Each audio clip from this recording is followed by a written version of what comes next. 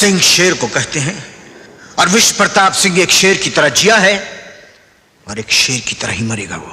सोचिए, एक ऐसा दौर जब बॉलीवुड पर दो नामों का राज चलता था। एक तरफ angry young man Amitabh Bachchan, जिनकी फिल्मों के लिए थिएटर के बाहर लाठियां चलती थी, और दूसरी तरफ रोमांस के बादशाह राजेश खन्ना, जिनकी एक झलक पाने के लिए लड़कियां उनकी कारों को चूम लिया करती थी। 1980 के दशक में इन दोनों के आगे किसी और सुपरस्टार के टिकने की कोई गुंजाइश नहीं थी।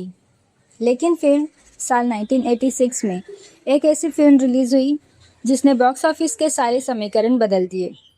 एक ऐसी फिल्म जिसने कमाई के ऐसे रिकॉर्ड तोड़े कि अमिताभ और राजेश खन्ना की फिल्में भी उस साल पानी मांगती नजर आई।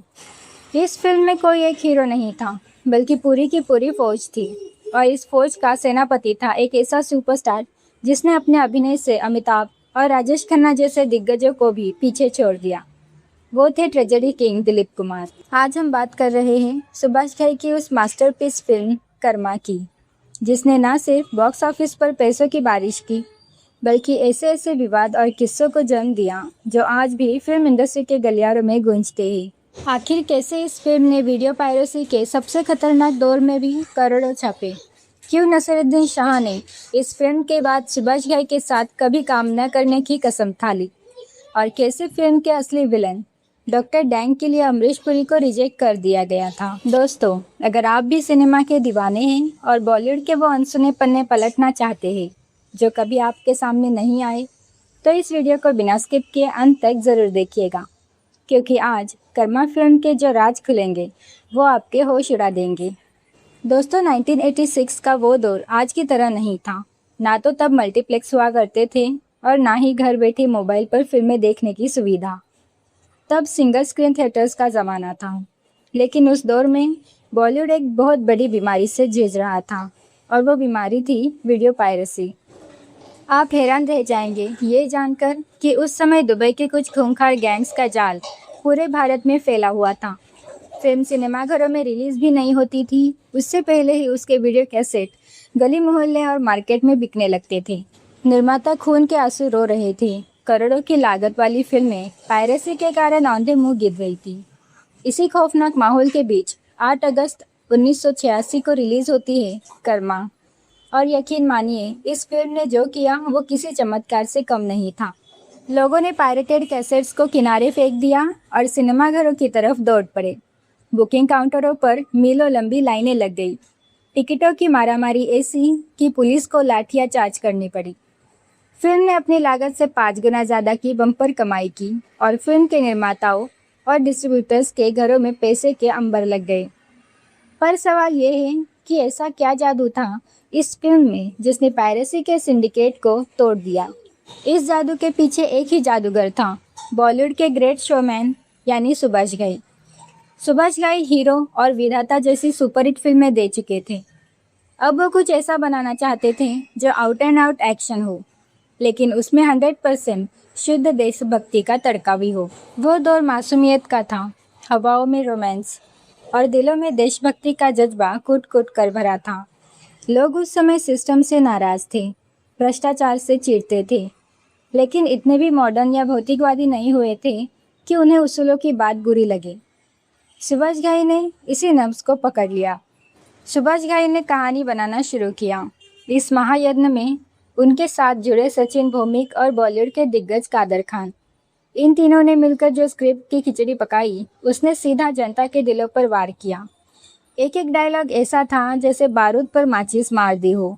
सुभाष घई चाहते थे कि ये कोई आम फिल्म न हो, बल्कि एक मल्टी स्टारर ब्रह्मास्त्र हो, और इसीलिए उन्होंने एक ऐसी स्टार कास्ट खड़ी की जिसे एक फ्रेम में ही देखना दर्शकों के लिए किसी त्योहार से कम नहीं था।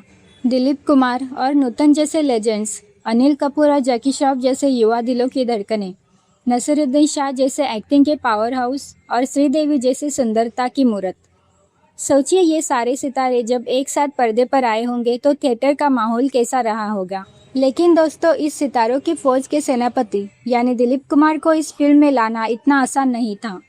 सुभाष घई खुद अंदर से डरे हुए थे। दिलीप कुमार वो नाम था जिनके सामने बड़े बड़े डायरेक्टर्स पसीना छोड़ देते थे। उन्हें डर था कि कहीं दिलीप साहब को ये स्क्रिप्ट पसंद ना आई तो उनकी सारी प्लानिंग धरी की धरी रह जाएगी। दिलीप कुमार की पत्नी सारा बानो ने खुद इस बात का खुलासा किया था। उस वक्त दिलीप साहब बेंगलुरु में थे। सुभाष घई अपनी किस्मत आजमाने मशहूर फिल्म डिस्ट्रीब्यूटर एनएन सिप्पी के साथ बेंगलुरु पहुंच गए।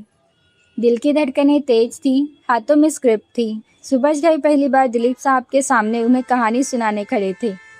उन्होंने एक एक सीन को पूरी शिद्दत से सुनाया और जब कहानी खत्म हुई तो कमरे में खामोशी छा गई। कुछ पलों के इंतजार के बाद जब दिलीप साहब ने अपनी भारी और रौबदार आवाज़ में फिल्म करने के लिए हाँ कही, तब जाकर सुभाष घई की जान में जान आई।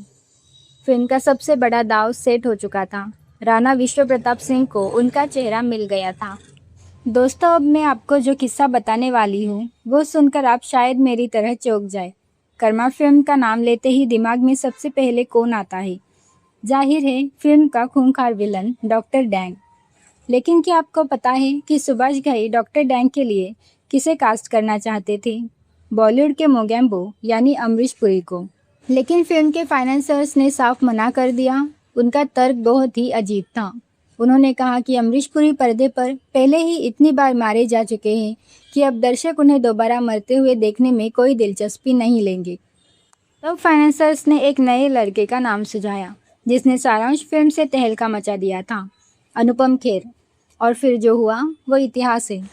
अनुपम खेर ने डॉक्टर डैंग के किरदार में ऐसी जान फूंकी कि वो शोले के गब्बर और मिस्टर इंडिया के मोगैम्बो की टक्कर का विलन बन गया।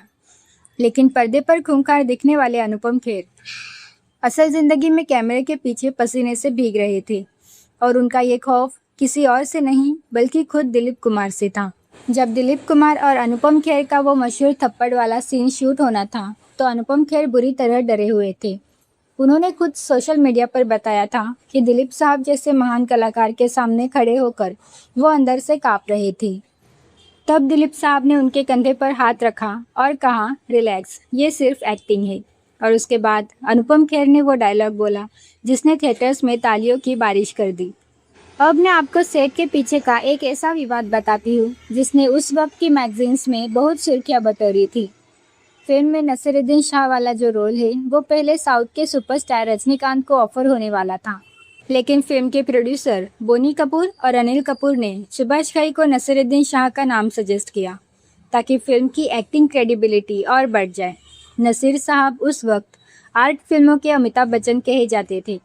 उन्होंने फिल्म साइन तो कर ली लेकिन बाद में उन्हें लगा कि उनके साथ धोखा हुआ। नसीरुद्दीन शाह चाहते थे कि उनके और दिलीप कुमार के बीच कुछ ज़बरदस्त आमने सामने वाले सीन हों, लेकिन पूरी फिल्म में दोनों का सिर्फ एक ही सीन था। और हैरानी की बात यह है कि वो सीन भी दोनों ने अलग अलग शूट किया था। नसीर ने तो दिलीप साहब के बॉडी डबल को अपने डायलॉग्स दिए, लेकिन दिलीप साहब ने ऐसा नहीं किया। नसीर साहब को लगा कि उनके टैलेंट के साथ नाइंसाफ़ी हुई है। उन्होंने तो सुभाष घई के साथ दोबारा कभी काम न करने की कसम खा ली। हालांकि सालों बाद नसीर साहब ने खुद इस रात से पर्दा उठाया। उन्होंने बताया कि ये सारी दुश्मनी की खबरें सिर्फ और सिर्फ मार्केटिंग स्ट्रेटेजी थी ताकि फिल्म को हाइप मिल सके। असल ज़िंदगी में उनके और दिलीप साहब के बीच बहुत इज्जत थी। फिल्म में सिर्फ एक्टर्स ही नहीं बल्कि हीरोइन के बीच भी बहुत कुछ चल रहा था। उस दौर की नंबर 1 सुपरस्टार श्रीदेवी भी इस फिल्म का हिस्सा थी। लेकिन क्या आप जानते हैं, वो अपने रोल से बिल्कुल भी खुश नहीं थी। श्रीदेवी को लगा कि इतनी बड़ी स्टार कास्ट में उनका रोल कहीं दब कर रह गया। इस फिल्म के बाद उन्होंने कसम खा ली कि वो अब कभी मल्टी स्टारर फिल्में नहीं करेगी। वैसे डिम्पल कपाड़िया भी इस फिल्म का हिस्सा बनने वाली थी, लेकिन फीस को लेकर बात नहीं बन पाई। इन सब के बीच किस्मत किसी और ही पर मेहरबान होने वाली थी। कर्मा की शूटिंग के पास ही एक और फिल्म की शूटिंग चल रही थी, जहां सुभाष घई की नज़र एक नई लड़की पर पड़ी। उस लड़की ने कर्मा के लिए एक गाना शूट भी किया, लेकिन वो फिल्म में फिट नहीं बैठा। तब सुभाष घई ने उस लड़की से वादा किया कि वो उसे अपनी अगली फिल्म में ज़रूर लेंगे, और वो फिल्म थी राम लखन, और वो लड़की थी दग दग गर्ल माधुरी दीक्षित। और अब आते हैं सबसे बड़े सवाल पर। जब कर्मा 8 अगस्त 1986 को सिनेमाघरों में उतरी तो बॉक्स ऑफिस पर कैसा भूचाल आया। मैं जब रिसर्च कर रही थी तो मैं खुद इसके आंकड़े देखकर हैरान रह गई। फिल्म का बजट था सिर्फ 2 करोड़ 65 लाख रुपए और इसने बॉक्स ऑफिस पर छापे पूरे 13 करोड़ रुपए। ये उस साल की सबसे बड़ी ब्लॉकबस्टर थी। यहाँ तक कि उस साल की आई श्रीदेवी और ऋषि कपूर की सुपरहिट फिल्म नगीना भी कर्मा से पीछे रह गई थी। और तो और दोस्तों, उस साल अमिताभ बच्चन की फिल्म आखिरी रास्ता रिलीज हुई थी, जो सिर्फ सेमी हिट रही, और राजेश खन्ना की फिल्म अमृत हिट तो हुई, लेकिन कमाई के मामले में कर्मा के आसपास भी नहीं टिक पाई।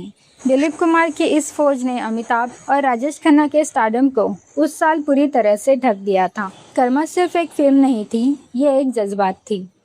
दिल दिया है जान भी देंगे, आज भी जब ये गाना बजता है तो रोंगटे खड़े हो जाते हैं।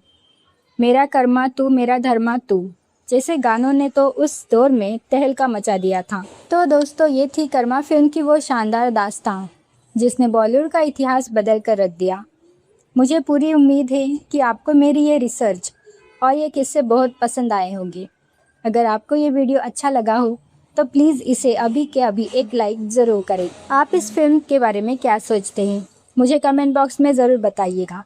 और हाँ, अगर आपने अब तक मेरे चैनल को सब्सक्राइब नहीं किया तो जल्दी से कर लीजिए, क्योंकि मैं आपके लिए बॉलीवुड के ऐसे ही अनसुने और रोचक किस्से लेकर आती हूँ। मिलती हूँ आपसे अगले वीडियो में एक नई कहानी के साथ। तब तक के लिए धन्यवाद।